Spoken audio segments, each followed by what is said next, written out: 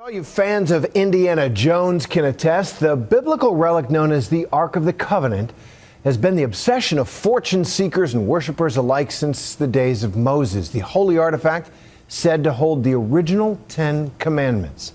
But there's no consensus as to where it might be or even if it exists. The mysteries has inspired a centuries-long treasure hunt, and ABC's global affairs anchor Christiane Amanpour takes us in search of the lost Ark. Whispers from the past hang in the air of modern-day Jerusalem. Yet no matter how hard you listen, the truth behind so many of these biblical stories that took place here remains so captivatingly elusive. In part because so many answers may be buried underneath what today is a living, breathing city. Anat Shimoni-Cohen is a biblical scholar and a tour guide. She took us to one of the only places where archaeologists, pilgrims, and tourists are allowed to explore below this storied city.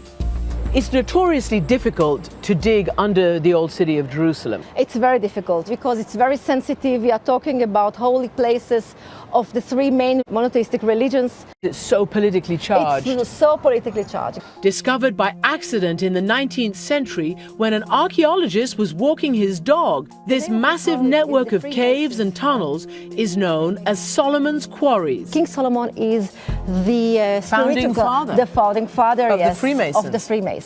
The reminders of Solomon, his temple, and its destruction seem to seep from these walls. The name of this corner is Zedekiah's Tears. The tears of the king. Yeah, the tears of the king. Why is he crying? Well, this was the end of the first temple period.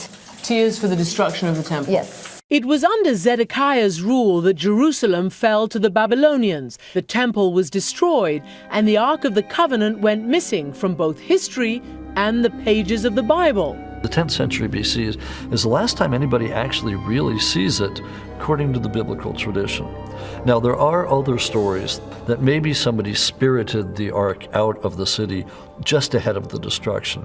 Many believe these underground tunnels were used to secretly transport the Ark out of Jerusalem. And when the Babylonian troops took inventory of the treasures they had plundered, something was missing. When the Babylonians took all the treasures from Jerusalem, it was not in the list anymore. The Ark? Yes, the Ark was not in the list. There are all kinds of possibilities as to where it ended up.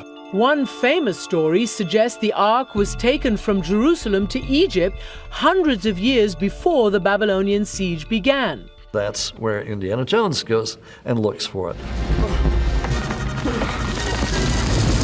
We're told that Shishak of the Bible, an Egyptian pharaoh, that he may have attacked Jerusalem just after the time of Solomon.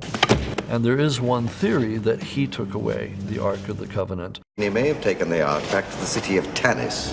It's possible the Ark was brought to Egypt by Shishak, but the evidence is underwhelming, and archaeologists believe it's no more likely to be buried in the sands of Tanis than locked away in a government warehouse.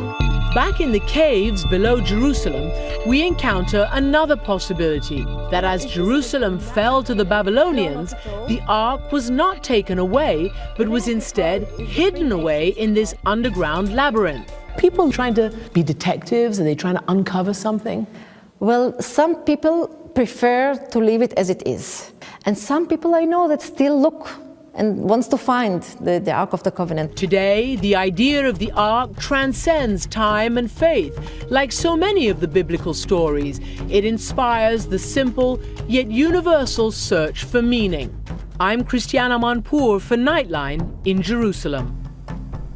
Thanks, Christiane. You can see much more on Back to the Beginning with Christiane Amanpour tomorrow night at 9 p.m. here on ABC.